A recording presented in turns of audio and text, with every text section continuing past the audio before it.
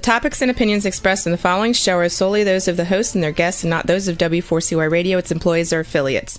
We make no recommendations or endorsements for radio show programs, services, or products mentioned on air or on our web. No liability, explicit or implied, shall be extended to W4CY Radio or its employees or affiliates. Any questions or comments should be directed to those show hosts. Thank you for choosing W4CY Radio.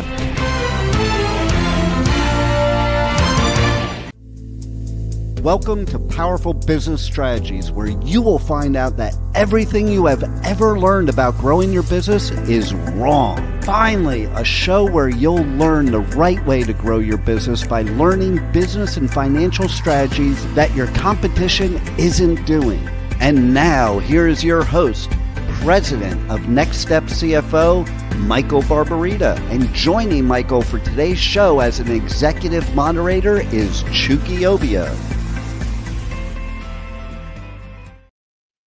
Yes, this is Chuki, and I believe that gratitude is undefeated and growth is about the next step. It is an honor for me to moderate today's discussion with my good friend, Michael. Michael, how are you? Excellent, Chuki. How are you? Doing well. And my name is Michael Barbarita, as Chuki said, President of Next Step CFO. Next Step CFO is a fractional CFO and strategic implementation firm, and business owners hire us to double and triple their profit using business and financial strategies that their competition isn't doing. And today's show is certainly one of those strategies. Our vision is to ensure overwhelmed business owners achieve the time freedom and consistent profits to build a legacy and the life they desire. And our mission is simple. It's dedicated to guiding small business owners to leveraging their time, exploding their profits, and building that meaningful legacy. And this show, Powerful Business Strategies, in our book of the same name, is a step toward accomplishing that vision and mission. So with that, I'd like to hand it back to my co-author and moderator for the show, Chuki Obiyo.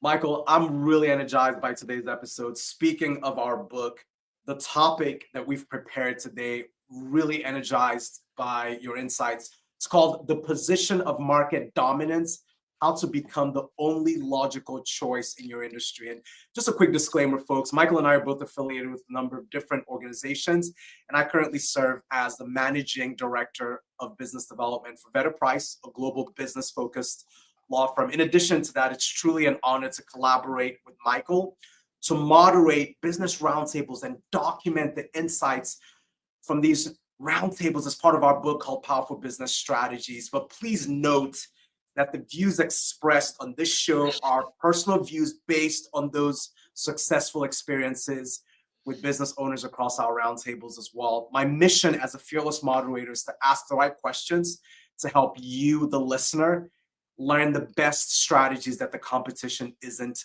doing. With that, back over to Michael. Thank you, Chuki. So let's get right into it today. So business owners, I see you fighting an uphill battle every single day. You're up against bigger companies with deeper pockets, while your customers keep asking for lower prices. You're working harder than ever before, and yet your margins keep shrinking, and you're wondering if this is just how business has to be. Well, today, I want to show you that there is a better way. The most successful businesses don't compete on price. They create their own category where competition becomes irrelevant. They don't just sell products or services, they solve problems in ways no one else does. And the strategies that we'll share today have improved businesses in over 400 industries, from contractors and retailers to professional services and manufacturers. These aren't theoretical concepts, they're battle-tested approaches that level the playing field. And we believe strategic positioning shouldn't be reserved for businesses with massive resources. That's exactly why we created this show and exactly why we wrote our book. So today, you'll discover how to become the only logical choice in your industry. So let's begin that journey right now. And let me start with a simple question that gets to the heart of the challenge that most of us business owners face. When a prospect is considering you and your competitors, why should they choose you? Interesting. If your answer includes phrases like best quality, great service, years of experience, competitive pricing, you're making a critical mistake that's costing your customers and forcing you to compete on price. The problem is that these phrases are what we call industry jargon. These are generic claims that every one of your competitors also makes. They're drearily commonplace. They're very predictable, and they lack the power to make you stand out. And so when I hear a business owner say we provide the highest quality at competitive prices, my immediate thought is, well, I would hope so. Would anyone ever claim to provide poor quality at unreasonable prices? So this is why so many business owners struggle to differentiate themselves and end up in price wars. When you sound like everyone else, price becomes the only distinguishing factor for your prospects. So let me tell you about a landscape contractor. When I first met him, his marketing materials talked about professional service, attention to detail, and being licensed and insured. Does that sound familiar? Well, he was getting some business, but he was constantly being asked to lower his prices, and he was losing bids to cheaper competitors. And so when I asked him why customers would choose his company over others, he gave me a 10-minute, passionate explanation about how his crew handled soil preparation differently than anyone else, resulting in healthier plants and significantly reduced replacement costs over time. My opinion, this was fascinating, but completely absent from all of his marketing. And so this is the key insight. Most business owners have something truly special about their businesses, but they bury it under generic industry jargon that makes them sound like everyone else. And what we business owners do is try to copy the big companies who have the big bucks and the resources to shove that jargon down our throats a million times in a massive way. And we don't have the resources to copy them. So the solution is what we call a position of market dominance. And this is a strategic approach that takes your business from just another option to the only logical choice for your ideal customers. And a position of market dominance, isn't a tagline or a slogan.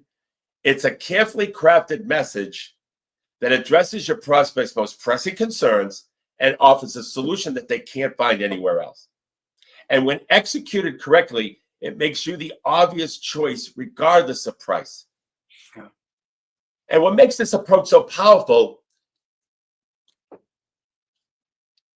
is that it enters the conversation prospects. So instead of trying to force your way into their attention with clever marketing gimmicks and taglines, you address the problems that they're already worried about.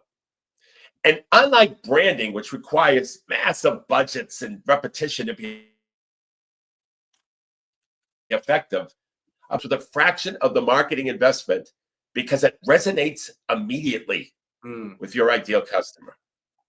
And so today, I'm going to show you how to develop your own formula, your own position of market dominance using our proven formula that's worked across hundreds of different industries. And you'll learn how to identify the pressing problems that your prospects face, craft a compelling solution they can't find elsewhere, and communicate it in a way that makes competitors irrelevant. Michael, this is remarkable. You mentioned that most businesses rely on industry jargon that make them sound like everyone else, right? Can you give us some examples of this jargon and why it's so ineffective? Absolutely, Chuki. So industry jargon is rampant across all types of businesses. If you go on websites, you'll see it all over the place. You go to networking meetings, you'll hear it all over the place.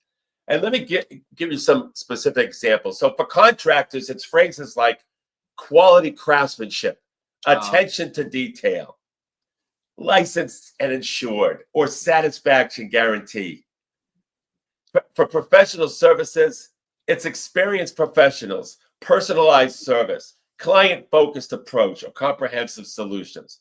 For retailers, it's great selection, competitive prices, friendly staff, or serving the community since 1910.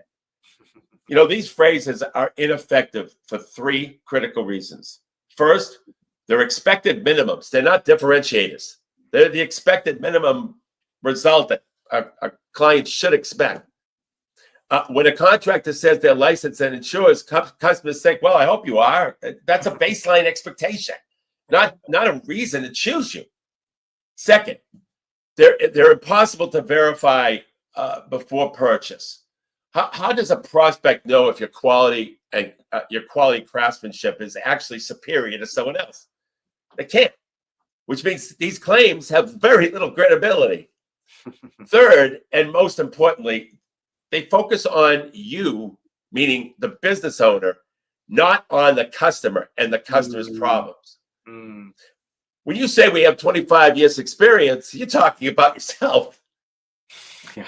But when you say we eliminate the risk of your project going over budget with a fixed price guarantee, now you're addressing a real customer concern where it's about them.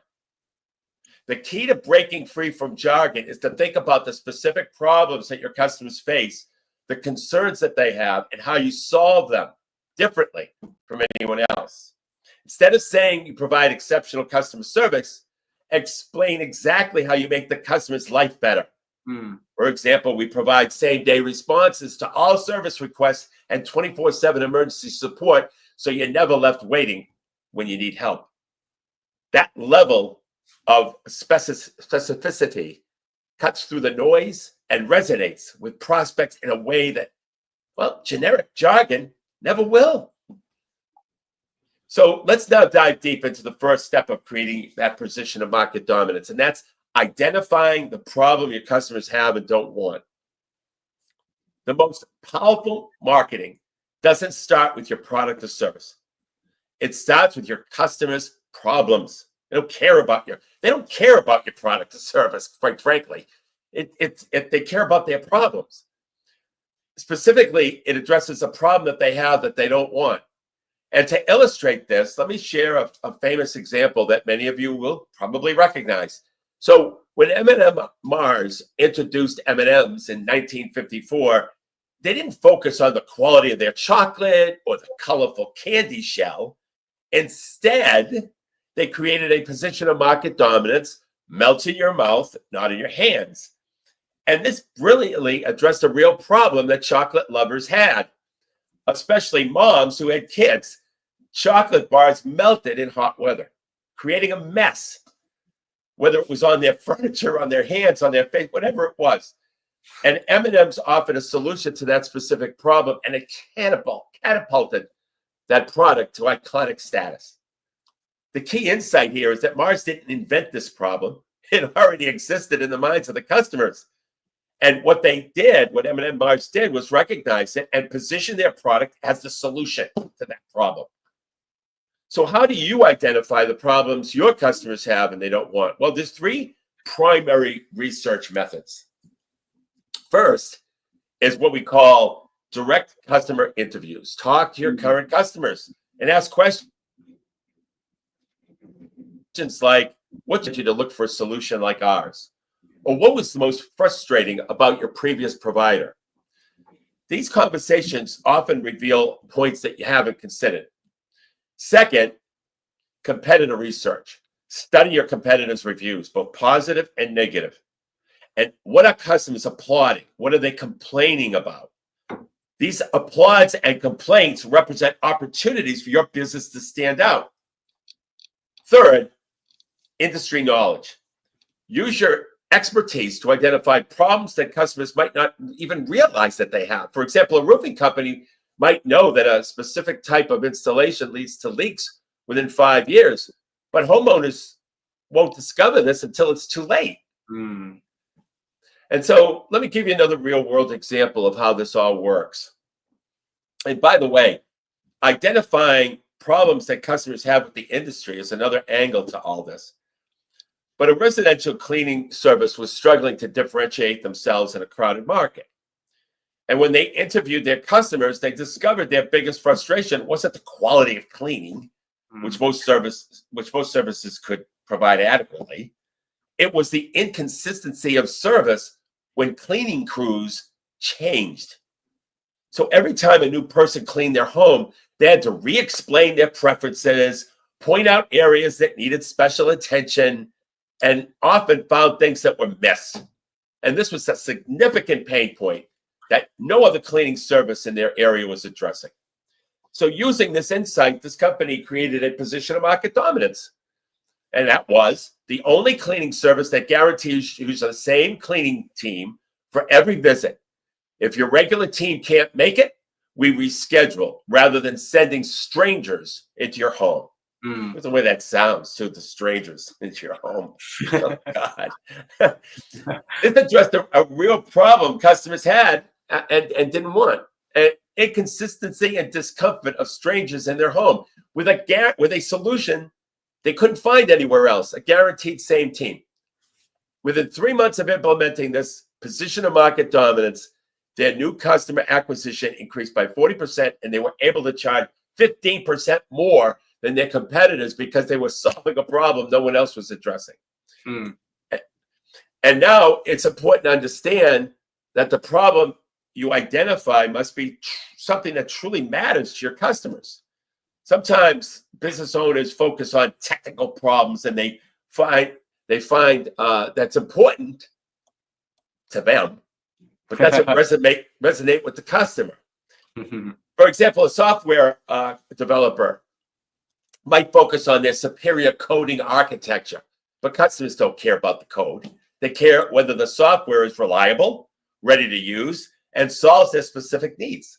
Yeah. So to ensure they're identifying problems that actually matter, ask yourself these 3 questions. Number 1, is this problem emotionally significant to my ideal customer? Second, is this problem currently unsolved or inadequately solved by existing options?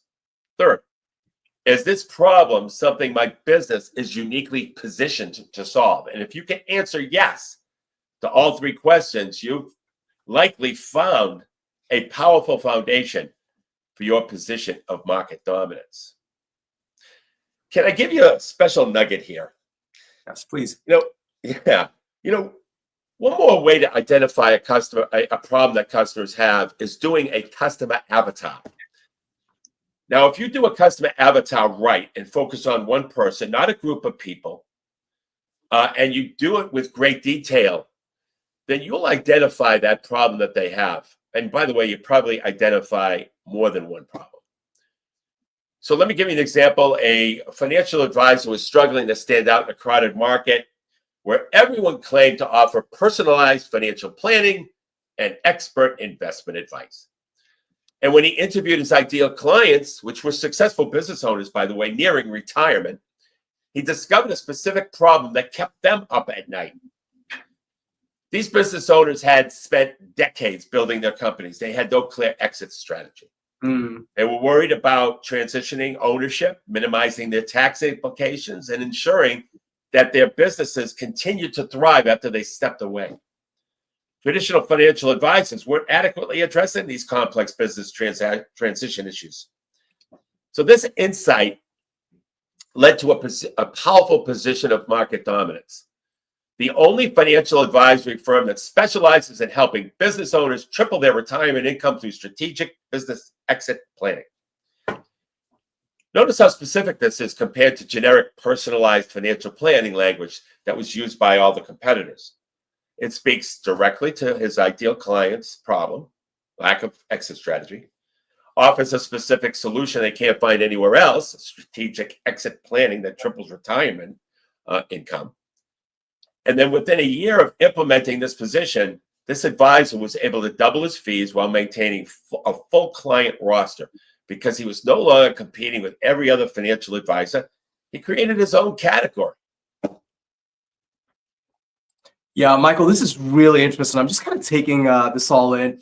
By the way, a lot of business owners are tuned in. We do have a question from a listener, Michael. You've talked about identifying problems that customers have, right?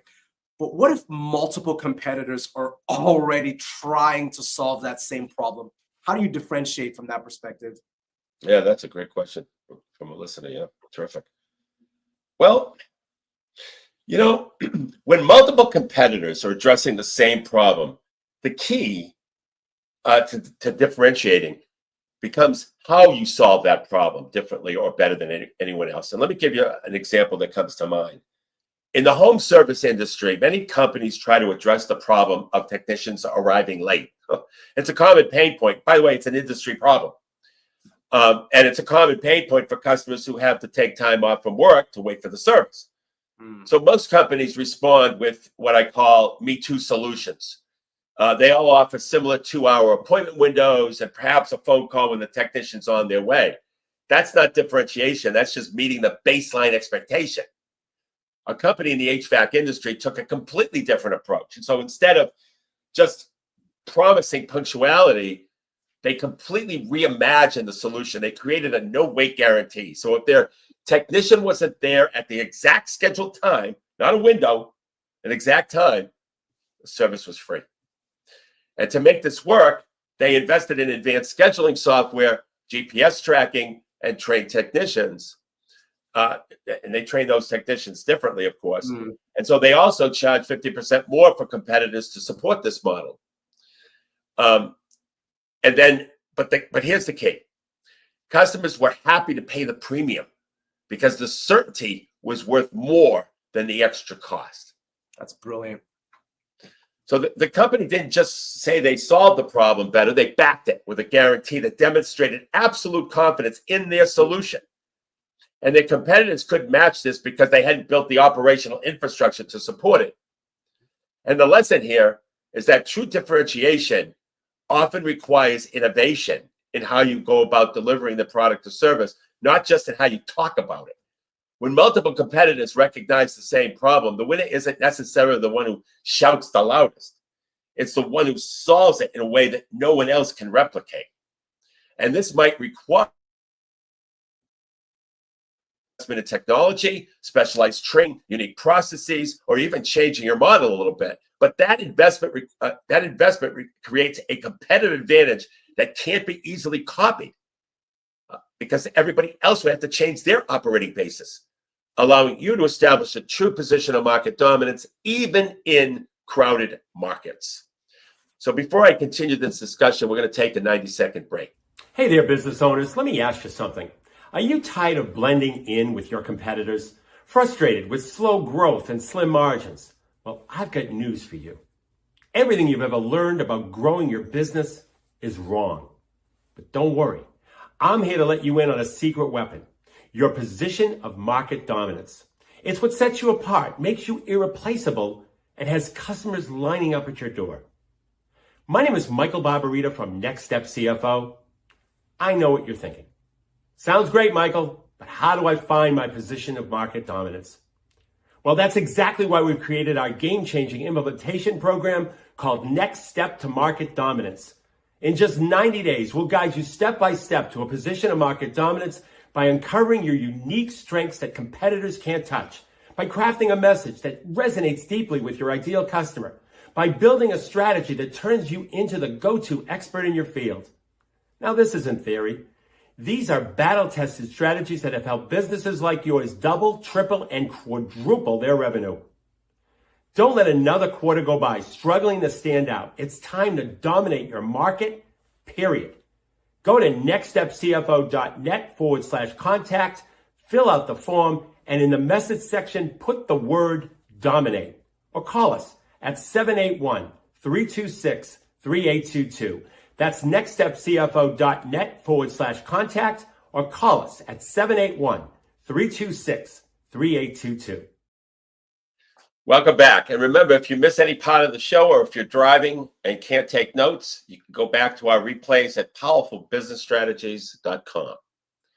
So now that we've identified the problem our customers have and don't want, let's move to the second step of creating your position of market dominance, and that is developing the solution they want but can't find.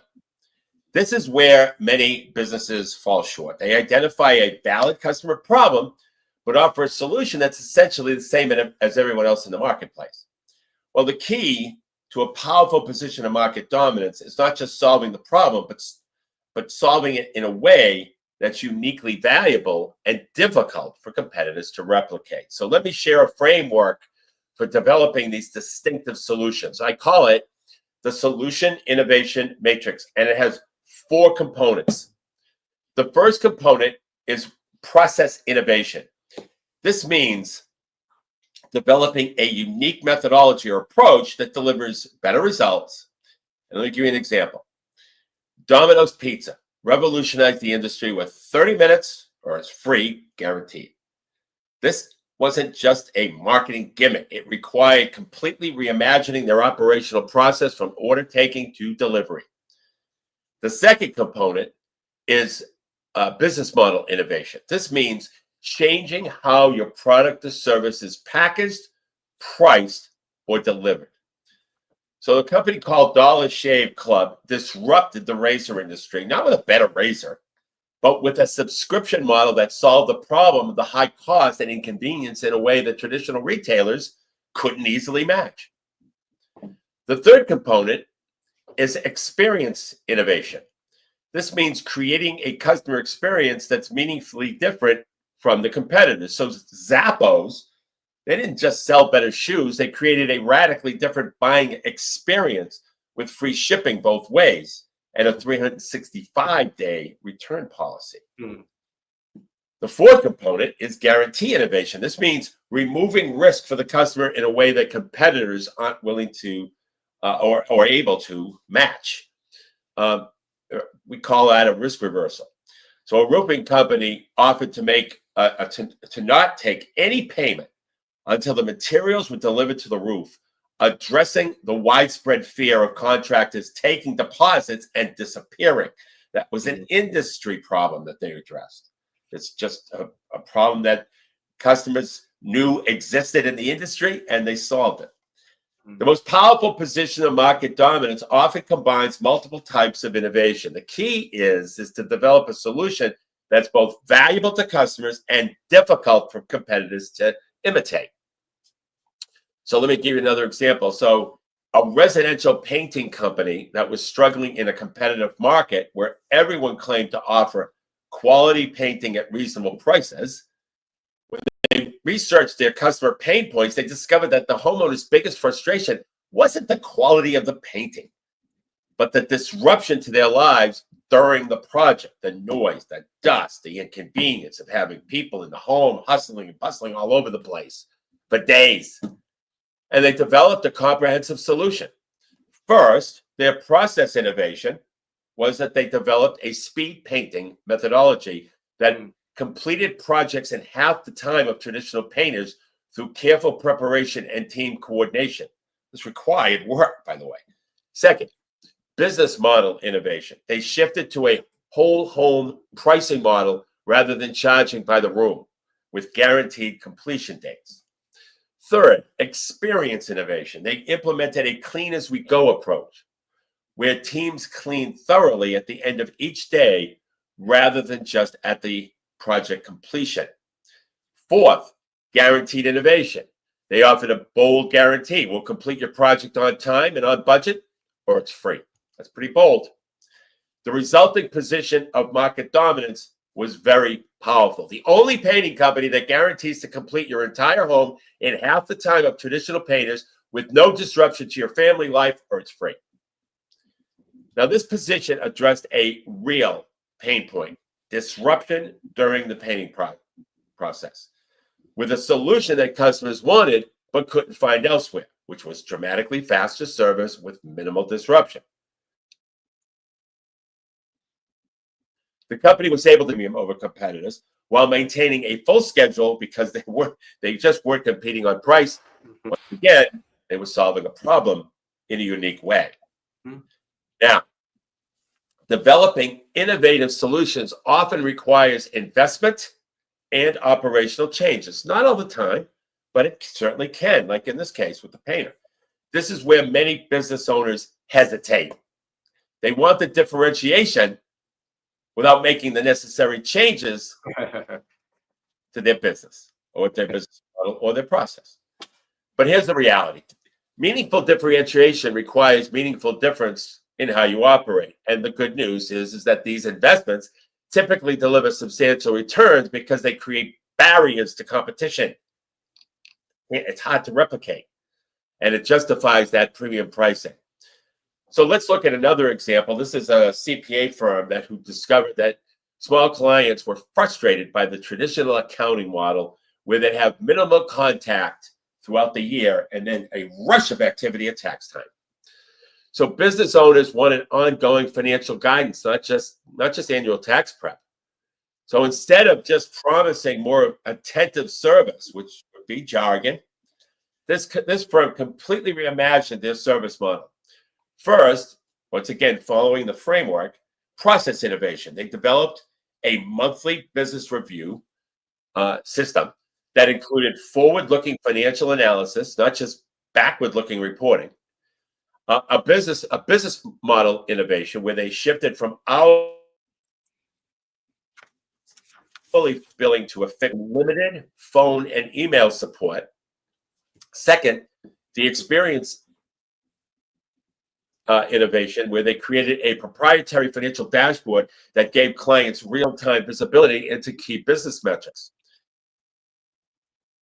Sounds like they're turning next step CFO. Their position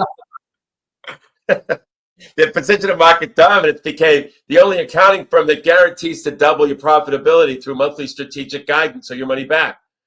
So this position was so compelling, they were able to convert 80% of their traditional clients to the new model at higher fees while attracting a steady stream of new clients who were tired of limitations of traditional accounting services. And the key insight here is that developing the solution customers want but can't find often requires reimagining your entire business approach, not just tweaking your message. This is challenging work, but it's what truly creates a sustainable competitive advantage. Michael, in the interest of our listeners, I want to pick up on that last point, reimagining your entire business approach. So these are really powerful examples, Michael, but many business owners might be wondering and brainstorming. I mean, how do they sincerely know if their innovative solution will actually resonate with customers before they make the necessary investments in changing their operations? Well, that is a crucial question, Chuki. And before making any significant operational changes, one should absolutely want validation that your solution will resonate with your customers. And there's three approaches that are good for testing your solution. First, conduct solution interviews with current and prospective customers. Present your concept and ask specific questions. Would this solve a significant problem for you? How valuable would this solution be? Would you pay a premium for it? You see, these conversations often provide invaluable feedback that helps refine your approach. A lot of business owners are afraid to have these conversations. I still don't know why. Second, create a pilot program or beta offering with a small group. Testing, we say it 1,000 times if we said it once on this show, how the business owner has such an advantage because they have the ability to test. So create a pilot program or a beta offering with a small group of customers. This allows you to test your solution on a limited scale before fully committing.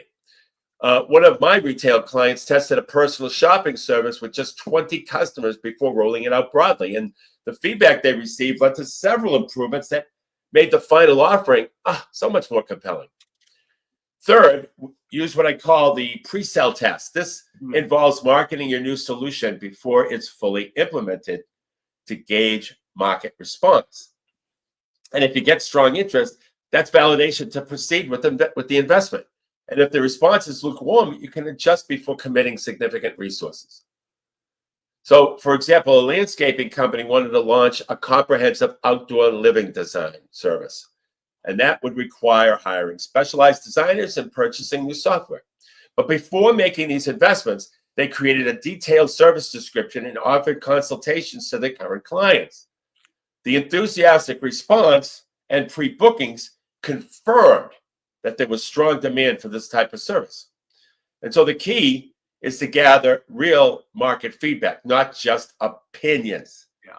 What customers say they want and what they'll actually pay for can be very different. That's why I prefer tests that involve some level of commitment from customers, even if it's just a refundable deposit or expression of serious interest. Remember, innovation always involves some level of risk, but these validation methods can significantly reduce that risk while still allowing you to truly develop truly distinctive solutions. Michael, you're making a lot of points in today's show, just really resonating. Got some questions from listeners. Let's go with this one. You mentioned guarantees as a powerful component of a position of market dominance, but some business owners might be concerned that the risk of offering strong guarantees might not necessarily be worthwhile. I mean, how do you help them overcome this concern? Yeah, that's a valid concern, and I hear that a lot. Well, many business owners fear that bold guarantees will be exploited by customers. So we talked about the Ski Town story, that when I was at Ski Town, and we had the ski guarantee where you ski the ski 3 times and bring it back for a brand new pair if you don't like it, and how my employees thought that thousands of pair of skis would come back when less than 1/10 of 1% came back. But there are 3 critical insights that help you overcome this fear. First, the math almost always works in your favor. Let's say you're offering a strong guarantee and increases your conversion rate by 30% and allows you to charge 10% more. Well, even if guarantee claims increase by 5%, you still come out way ahead financially. I can't tell you how many times this works in your favor. It feels really aggressive, but the customer just wants a great experience for your product or service. That's all they're looking for. If they get that, they're not going to complain. Sure, there'll be a percentage of people who take advantage. No question about it. But it's minimal. Guarantees actually tend to improve quality and reduce claims. When you publicly commit to certain standards, that your team becomes hyper-focused on meeting those standards. It makes everybody in the company better. A remodeling company I worked with implemented a done right or done free guarantee. They feared it would lead to some constant rework, but instead their quality metrics improved dramatically because everyone knew what was at stake and they worked harder and they paid closer attention. Third, most customers are reasonable and honest. The fear of rampant exploitation really materializes in actuality. In over 20 years of helping business owners implement guarantees, I've never seen a case where guaranteed claims exceeded 3% of sales, and it's typically much lower. That said, you can design guarantees with reasonable safeguards. You can have contingencies. A garden center offered a plant guaranteed for life program, but required customers to bring back the dead plant and show their receipt. This prevented abuse while still providing compelling assurance to legitimate customers. And the key to successful guarantees is ensuring your operational capabilities can consistently deliver what you're promising. A guarantee should stretch you beyond your comfort zone, but remain within the realm of what you can reliably achieve with focused effort. And remember, your competitors are likely avoiding strong guarantees due to the same fears you have. And this creates a tremendous opportunity for differentiation if you're willing to address those fears and move forward. By the way, even after it was working, my competitors did not implement a ski guarantee. Even the best competitors, the largest competitors. It's amazing. So before I continue this discussion, we're going to take a 90-second break. Hey there, business owners. Let me ask you something. Are you tired of blending in with your competitors? Frustrated with slow growth and slim margins? Well, I've got news for you. Everything you've ever learned about growing your business is wrong. But don't worry. I'm here to let you in on a secret weapon, your position of market dominance. It's what sets you apart, makes you irreplaceable, and has customers lining up at your door. My name is Michael Barbarita from Next Step CFO. I know what you're thinking. Sounds great, Michael, but how do I find my position of market dominance? Well, that's exactly why we've created our game-changing implementation program called Next Step to Market Dominance. In just 90 days, we'll guide you step by step to a position of market dominance by uncovering your unique strengths that competitors can't touch, by crafting a message that resonates deeply with your ideal customer, by building a strategy that turns you into the go-to expert in your field. Now, this isn't theory. These are battle-tested strategies that have helped businesses like yours double, triple, and quadruple their revenue. Don't let another quarter go by struggling to stand out. It's time to dominate your market, period. Go to nextstepcfo.net/contact, fill out the form, and in the message section, put the word dominate, or call us at 781-326-3822. That's nextstepcfo.net/contact, or call us at 781-326-3822. Welcome back. So now let's explore the third and final step of creating your position of market dominance. That's articulating your position in a way that resonates with your ideal customer. So this is where we bring everything together, and the problem your customers have and don't want, the solution they want they can't find, into a clear, compelling statement that makes you the obvious choice. So the structure of an effective position of market dominance statement follows a specific formula. First, it directly addresses the problem or pain point that your ideal customers keep up at night. Second, it clearly communicates your unique solution to that problem. And third, it differentiates you from your competitors by highlighting what you offer that others don't. And let me give you a quick template to work with. We help whoever your ideal customer is, who struggle with a specific problem, by providing this unique solution, unlike any other competitor type who only offer the inferior alternative.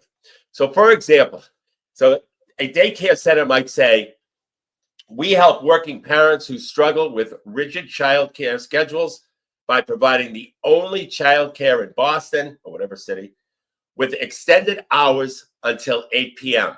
Unlike other centers that close at 5 p.m. and force you to choose between your career and quality childcare. Notice how specific, customer focused the statement is. It's not about the daycare at all. It speaks directly to a pain point, the rigid schedules that don't accommodate professional demands, and other concrete solutions like extended hours that differentiates the center from competitors. This is dramatically different than the generic language that most daycares use, like nurturing environment or dedicated staff, or phrases that convey absolutely no meaningful differentiation. So in crafting your position of market dominance statement, I recommend using the following 5 principles. First, use language your customer actually use. Use the same language that your customer uses. So listen to how they describe their problems and incorporate those exact phrases. This creates immediate resonance. Second, be specific and measurable wherever possible. We respond to all service requests within 30 minutes. It's much more powerful than we respond quickly. We respond quickly actually means nothing. Third, focus on outcomes, not process. Customer care about the results you deliver, not how you deliver them. They don't care about the process. Fourth, make it possible for your customers to say, me too. Make it impossible for competitors to say, me too.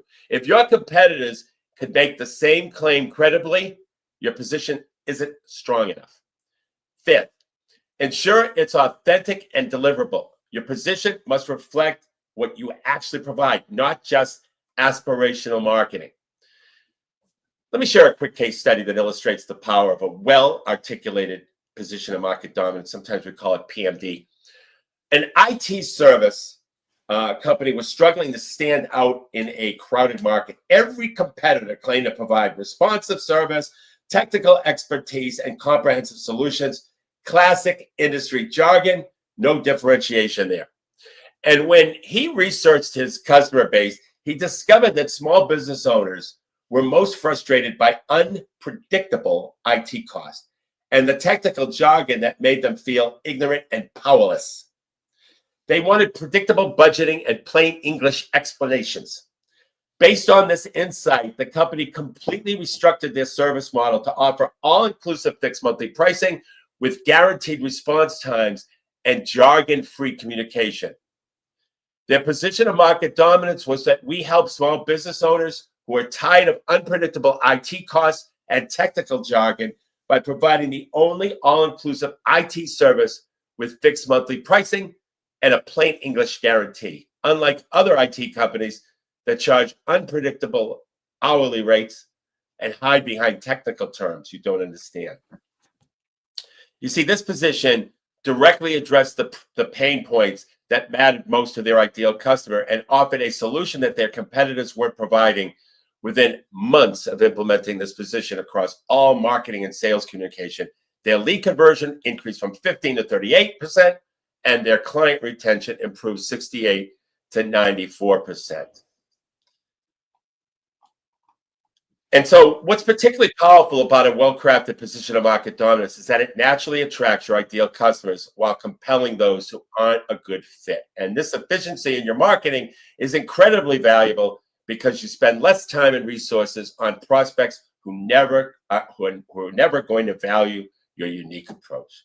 And so, Chuki, I think we can jump right into compliments now, if you don't mind. Absolutely. Yeah. So very excited about our compliments this episode. And Michael, here's what's intriguing about this, to the point about innovation. So look, much respect to the people who invest the time to give a business review. If a small business owner has provided you with a service, invest the time to provide that business with some feedback. So it's within that same mind frame that we want to offer today's compliment. This is compliments to Bill Gibson, who gave a business review to Sunshine Cleaning Systems. Sunshine Cleaning Systems is an eco-friendly carpet and furniture cleaning company located in the greater Boston area. Well, here's what's remarkable: their mission. Their mission is to focus on the customers, to make sure customers have a healthy home and a happy family. And here's Bill's review, Michael, which I think you might appreciate. Here's what Bill said: Ray of Sunshine Cleaning cleaned 2 of our area rugs, and I was very happy with the service he provided. He showed up right on time with all kinds of equipment, some of it very high tech, including a black light system that allowed Ray to detect stains that other carpet cleaning companies did not detect. And Ray did a great job on the rugs, which hadn't been cleaned for 10 years. Before leaving, wow, Ray dried the rugs and cleaned up the workspace area, and then provided high-powered fans so the area was dry and Bill and the family could move their furniture right back. This is why I would absolutely recommend Ray and Sunshine Cleaning Systems. That's today's compliment. Michael, back over to you. Excellent. Thank you, Chuki. Yeah, you can count on Ray to do that for sure. No question about that. So as we wrap up today's episode on creating a position of market dominance, let me summarize the key insights that we've covered. We introduced a 3-step framework for becoming the only logical choice in your industry. First, identify the problem your customer has and doesn't want. This means going beyond the surface level complaints to understand the deeper frustrations and challenges that your ideal customers face. And remember that your marketing must enter the conversation already happening in your prospect's mind by addressing the issues they're already concerned about. That's the problem they have, they don't want, the solution they want, they can't find. Second, develop the solution they want but can't find elsewhere. And this often requires innovation in your process, innovation in your business model, innovation in the customer experience and guarantees. The true differentiation comes from meaningful operational differences, not just marketing claims. Third, articulate your position in a way that resonates with your ideal customers. This means creating a clear, compelling statement that directly addresses their pain points and communicates your unique solution using language that speaks to them emotionally and logically.